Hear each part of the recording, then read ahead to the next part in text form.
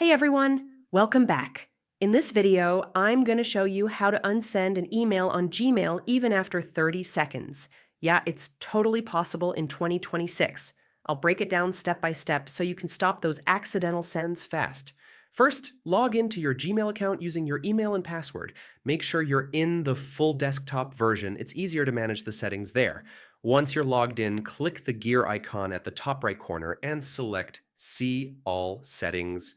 This is where Gmail hides all the important options, including undo send.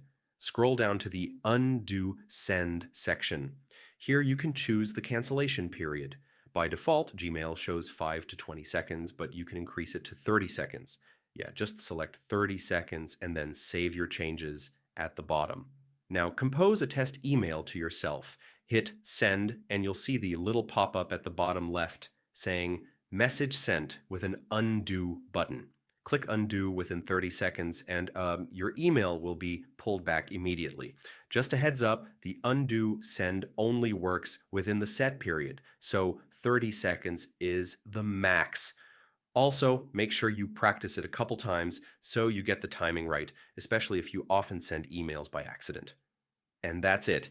You now know how to unsend emails on Gmail after 30 seconds in 2026.